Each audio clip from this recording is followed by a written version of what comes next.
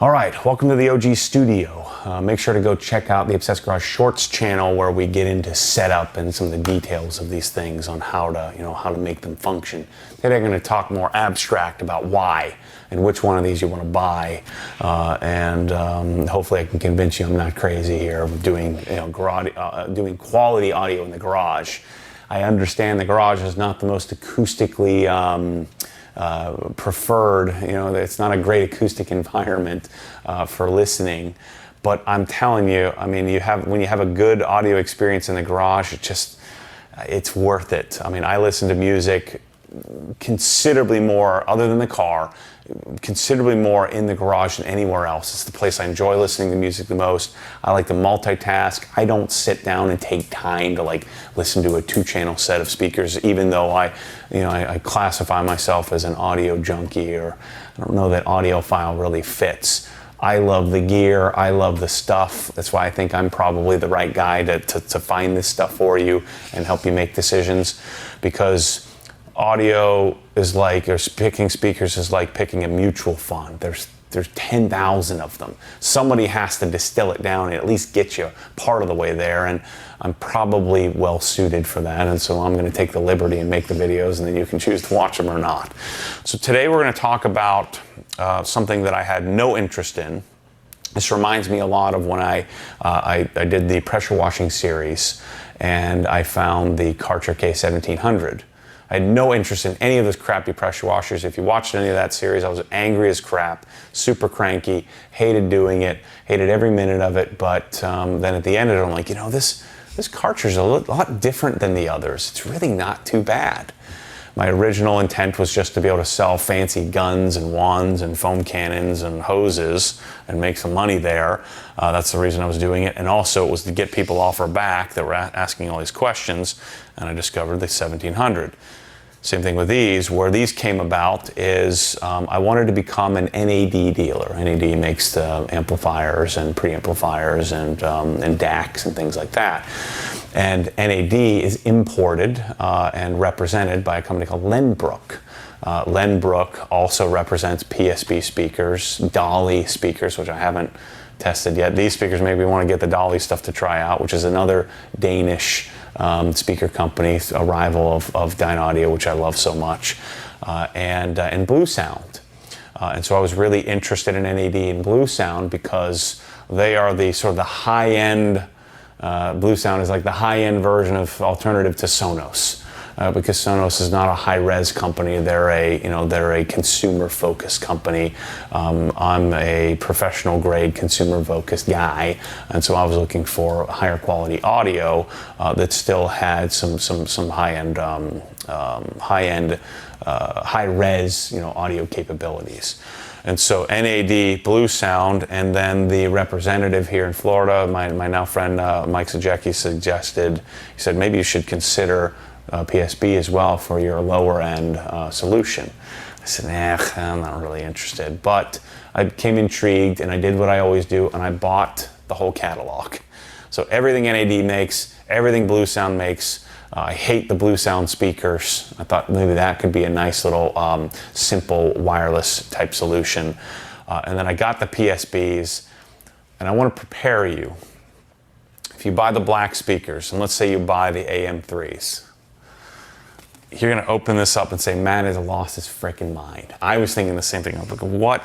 This is junk. So this is a vinyl wrapped, you can see the vinyl seam on the bottom. It has a rather, kind of inexpensive magnetic type grill. And it weighs, this is the amplified speaker. So when you get the other, it weighs nothing. And you're going to be like, send these back immediately. So I bought, I don't know how many thousands of 10 grand, because they have a lot of speakers. I bought every single one of them. And I don't like all of them, by the way. But I swallowed my pride and said, well, I paid for these. I might as well, set them up and listen to them. And holy mother of God, for I don't want to oversell this because I don't want to disappoint you and make it like, because these are not Dyne Audio, these are not Dolly, these are not B&W, but they are freaking incredible for the money, for the amount that they cost. These make a Karcher 1700 look like a piece of junk, you know, so I'm saying they're equivalent to Karcher. The performance of these is Krenzla performance in less than Karcher price if we were using pressure wash as an analogy. So it's like buying a Honda Civic that goes as fast as my GT3, you know, around the track. They really are that good. Now, I don't want to oversell this because this is the AM5 series. You're only as good as your amplifier. You know, the speakers are an important component of actually, you know, transducing or producing I should say producing the audio or producing the sine wave that you're listening to. But the amplifiers in these are limited in output. You know, you're not going to blow your eardrums out with a pair of AM3s or certainly AM3s or AM5s. But they have the right amount of amplitude, they have the right amount of output, and here's the key. Paul Barton is like, he's up there in the world of, I don't know his whole story, but the speakers are PSB. It's Paul and Sue Barton. They're Canadians. These were Canadian engineered. These are made in China, but they're, you know, manufactured to PSB spec in China. You know, not all Chinese things are bad. They're engineered, developed, designed by Paul Barton. The guy's, whatever he did to these is a freaking genius. We'll get more into these as time goes on. I'll be, you know, probably, who knows, maybe someday I'll get him to come down here and tell us why these speakers are so darn good. But the AM5 series is a really simple speaker system or setup that allows you to enter into, you know, they work really well in the garage, and enter into the audio realm without having to spend, you know, zillions of dollars. And I've listened to lots of cheap speakers, because these are cheap for what you're getting. And these, I cannot explain to you how incredible, even the little guys. I'd rather have the big guys, and I'd rather have it with a subwoofer and with a separate player. We'll talk about that here in a second, but they are pretty incredible. So here's what you're getting. Let's start with the AM3. So you can get it in black or white. So you can buy it, I like the white better than the black in this case, but white might not fit your decor, so you can do black. They come with a grill. And these, again, these are powered wireless speakers, meaning it's kind of a catch-22 here. They're not really a wireless speaker. You still have to plug it in, and you still have to run a speaker wire from left to right. But this is a wireless connected speaker. It has built-in Bluetooth, aptX if you're on Android platform, or AAC if you're on Apple platform. So lower resolution connectivity via Bluetooth. To get high res, we need to add another box to this. But you'll be hard pressed to hear the difference between, you know, CD quality and above CD quality unless you're just really taking time, especially on a $300 or $400 pair of speakers. So you have the active amplified speaker, which is this one, and then you have the passive, you know, just binding post, regular speaker wire type speaker. And they send you some cheap wire. Make sure to go watch the setup video. If you get beyond this, you decide you want to buy these based on my recommendation. I think you want to get better speaker wire than this, but it'll certainly work with the wire it comes with. It's probably going to be too short for where you're setting it up in your garage anyway. But you'll notice it has a built-in amplifier. This is a basic Class D 35 watt. I don't get hung up on the power. It's enough power. Whatever the wattage is, it's enough for these. It's got a set of outputs, and so what you're doing is you're running speaker wire from one to the other. You're probably not going to use this grounding connection. They do have a phono stage, a phono preamp for your record player, which I doubt you're going to do in your garage as well. And then the only thing you may use on this would be a subwoofer output, which is key, having a simple subwoofer output. And we sell a OSD audio wireless little box that you can strap to the back of this thing, so you can put a subwoofer somewhere else in the garage. We'll have a separate exhaust setup video and Did I just say exhaust? We'll have a separate subwoofer video. I got cars on the brain as usual. We'll have a setup video to show you how to do that, how to connect to all the various types of speakers here. But you could go right out of this into OSD audio and then go wireless to a subwoofer somewhere else in the garage and plug that in separately. And then we have an optical input, which you may use if you do a separate high-res player, if you really cared about getting that in the garage. So here's where the magic is. It's cheap. I think stop saying cheap. Inexpensive. These are built for a certain audience in mind. They try to keep the price as reasonable as possible. But just know when you get these, you're going to be, I don't want to disappoint you in quality of the cabinet. It's what it needs to be, and it's probably appropriate for the garage. This is probably much more appropriate for most people in their garage. I have Core 59s and 2-core subs in my garage, but I'm an insane person. In my garage of my house, I have Evoke 20s that are $2,200 a pair, and I have a $5,500 M33 NAD, amplifier with two $1,800 subwoofers. But I'm a crazy person. That's not for everyone. These could be for everyone and not be disappointing. So you have these are 4-inch, 3/4-inch, I believe, and then 5 1/4 on the big guy. So 5 1/4 and 3/4-inch. So here's why I think this works. Remember, the garage is not a great acoustic environment. You have echoes, you have metal everywhere and concrete, and you just have, it's an acoustic nightmare. You have a lot of things that vibrate in a garage. Your cabinets vibrate, and you got metal cars in there. So it's not a great environment for audio. And so generally speaking, we want a smooth sound over a bright sound. So if you take something like a horn-loaded Klipsch speaker, you're gonna get lots of output, they're super efficient, but your ears are going to be bleeding. You're going to be fatigued in minutes listening to a set of brighter speakers, an efficient bright speaker like a Klipsch in a garage. And so I was resigned to, we're only going to do soft dome. The problem with soft dome tweeters is that it costs a lot more. You need a better crossover. They tend to be a bit more costly to produce, from what I understand, and to get to the particular sound characteristics you're hoping to achieve. Usually, in most cases, they really only sound good in higher end applications. These have an aluminum dome tweeter, which I freaking hate aluminum dome in almost all instances. But whatever magic they put together on this, there's a waveguide on the front of the tweeter. This is a 3/4-inch size tweeter. Both the big one and the small one have the same 3/4-inch size tweeter. It's the same tweeter that they have in the passive line, the P series. But it's ferrofluid cooled, and I'm not 100% sure how that works. Like I said, maybe someday we'll get on a podcast or something with Paul, and he'll explain this to how it all works. And then you have this carbon-looking, poly type, typical rubber surrounded woofer. These are all ported, so it is a bass reflex design. So you have a port that you really don't have to worry about.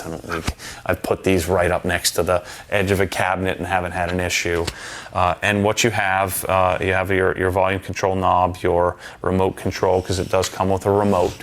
There's a little DSP in here where you have different modes. I would suggest you leave it on the flat basic mode.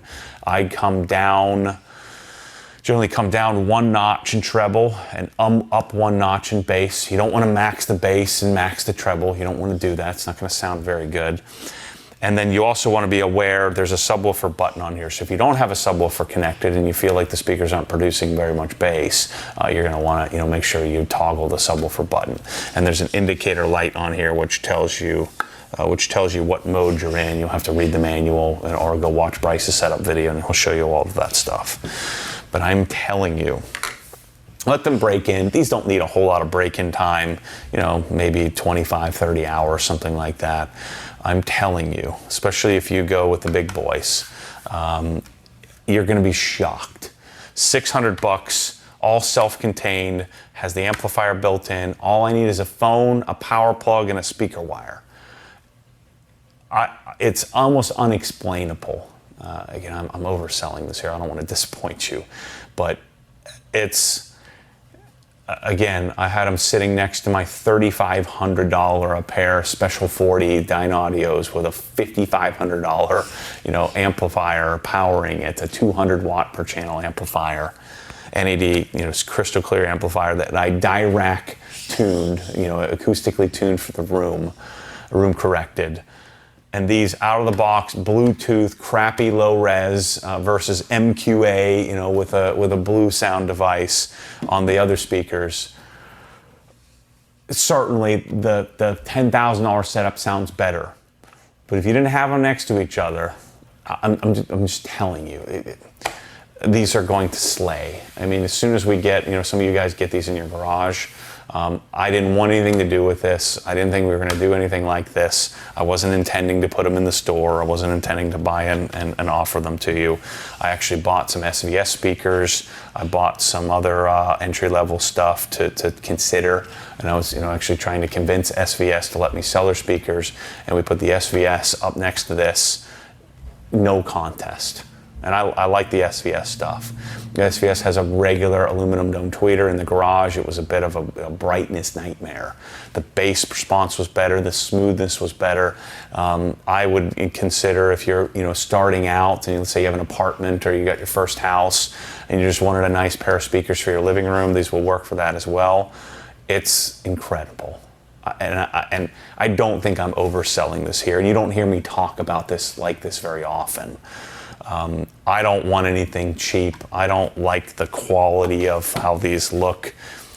But once you put them in your cabinet, never touch them again. You're going to connect your phone to it, and you're going to have an audio experience that is just remarkable. The downside, other than what the fit and finish, what these feel like, the fit and finish is fine. Like their corners are straight, the vinyl's perfect. Everything's good. The grills are square and nice. So the fit and finish, the production of these is great. It's just that, it's not high-end materials that, are obviously trying to keep the cost down here. Or Dynaudio is going to have you, $1,000 hunk of wood. These are designed to be affordable. And then all of the engineering goes into the crossover, the amplifier, and the drivers. The one thing you want to keep in mind, and I think this will have enough amplitude for you, but obviously the smaller ones are going to have less output than the bigger speakers, is just pure volume. The amplifier in these do not drive these speakers as much as they could be. And the reason I know that is they do make a passive. They're called the P5s and the P3s. If you take a P5 and you put it with like an NAD, amplifier of some sort, like a C, like a DAC, like a C, a 388 or a 368 or something like that has 80 watts per channel, you can get a lot more output out of a set of P5s than you can AM5s. But for the garage, and most of you guys that have 2-car, or 3-car garage, you're going to put these in your kitchen or your living room. I think that the output of these can work really well as computer speaker as well. Put them next to your computers. Use the auxiliary input. I didn't mention that, the 1/8 inch headphone connection. You can use that for your computer.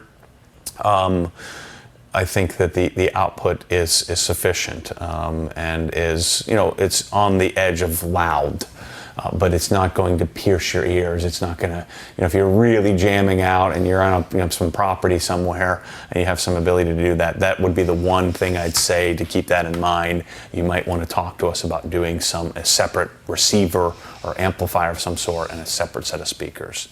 The other thing I will mention, that if you start to get into this is your entry, this is your gateway drug into some higher quality audio in the garage. You may want to consider getting a Blue Sound Node. This is an awesome combination. Where you can get the Node in white too if you wanted to, or if you're the black combination. The Node affords you the ability. This becomes your player. Right now, if you were to use just the speakers connected Bluetooth to your phone, and again, go check out the setup video. If you're going to use just your phone connected via Bluetooth, you're limited to AAC's resolution. You're limited to aptX resolution. And you're using your phone as your remote and your player. So you're limited in what connectivity, what quality connectivity. If you want to up your quality game a bit, I've listened to MQA 192, 24, so 24-bit, 192 kilohertz on this with an optical cable connected to these AM5s here, versus my phone, Bluetooth, back-to-back. I don't think you can hear a difference. I hate to say it, but maybe then it comes down to the recording, maybe some clarity, maybe the sound stage is a little bit different, but again, we're talking about a 50 watt versus 35 watt amplifier. So there's a 50 watt in the AM5, a 5 1/4 inch woofer, 3/4 inch tweeter.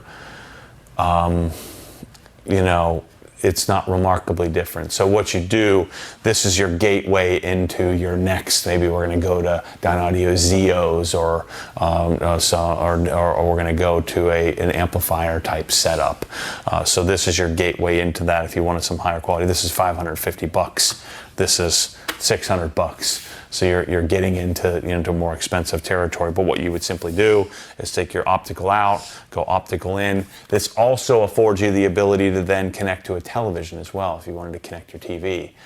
You could, I guess you theoretically could run the optical out of your TV to the speaker as well, so you could use it that way too. I didn't think about that. This allows you to run HDMI, a single HDMI connection through HDMI audio return channel. So we have set up videos and all this stuff on the OG Shorts channel, so you can always go and check that stuff out. But $599 in either color, $399, and that's today in what are we, October of 2021. I'm sure the prices of this thing, of everything in the world is going up, but as of today, for $400, you want a really simple setup. You have an outlet you can plug into. You can run the speaker wire across, behind your cabinets or something like that, in your garage, your kitchen, your desk setup. I'm telling you, these things are freaking incredible. And for what they're going to compete against, I think you'd be hard pressed to find anything to touch these. And it's all the genius of Paul Barton. And you can go just Google search different reviews from different audio people, and you have to sift through the people that only deal with cheap stuff and look for the guys that are used to using high-end, listening to high-end stuff. I mean, they're going to talk about the quality of materials, not the fit and finish, but the quality of materials, and the fact that you can, I could probably palm up, a 5 1/4 inch speaker. It's not much to it, but that's part of the magic of this whole thing. It's a pretty magical experience for the money that you're spending. And you know me, I don't like talking about stuff that I don't frickin' like. And I definitely don't like cheap stuff. And I certainly don't want to waste words on cheap stuff that I don't like. And I don't light up like this very often. But these frickin' things are incredible. And they're going to be great for your garage, the simplicity of it. We'll get into more sophisticated systems if you want to do receivers and digital analog converters and things like that. We're going to have those systems as well. But if you want simple, inexpensive, great sound, skip the AM3s. This is just a price point thing. There's no reason why you would buy an AM3 over an AM5. Buy the AM5s. I would, for me, AM5s in white. You'll probably end up buying them for your iMac setup or your PC setup. That's where I think these really do best. Then your upgrade path, get yourself a subwoofer. We'll have a separate subwoofer video. Then get yourself a Blue Sound node. Then you can upgrade your speakers in the future. And you'll end up putting these somewhere else or give them to your kid or something like that. So that's the PSB story. I think we'll start to talk more about this PSB stuff as we learn more about it over time. But like I said, I don't get this excited very often. I don't have these in my garage, but if I was 23 or 30 and just bought my first house and I just got my first mortgage payment, I'm gonna buy these and I'm gonna smile ear to ear every time I go out in the garage, and then I'm gonna work toward getting a subwoofer to go with it. And I'm gonna have a great audio experience in the garage. the ferrofluid cooled aluminum tweeter. Whatever they're doing there, whatever magic they're working to get rid of that tinniness of aluminum is just incredible. So thanks for your support. Go to obsessedgarage.com. Hit up my guy, support at obsessedgarage.com. If you have questions, make sure to watch the setup video. It's the third time I'm saying it, probably fourth time. Go watch the setup video. We'll continue to have more videos and more content on these as we install them in different places and find other applications for them. But for now, this is my introduction to PSB, and I couldn't be more pleasantly surprised. Makes me love Canada even more. Someday I'm going to be in Canada. That's the goal. I don't know why I love Canada. I've never even been there. But it seems like a good place. And someday they're going to allow us Americans to come up and visit again. So I'll see you there soon, Canadians. Thanks for making great stuff and having a great product here. As always, stay tuned for more crazy. I'll see you on the next audio product. Appreciate your support.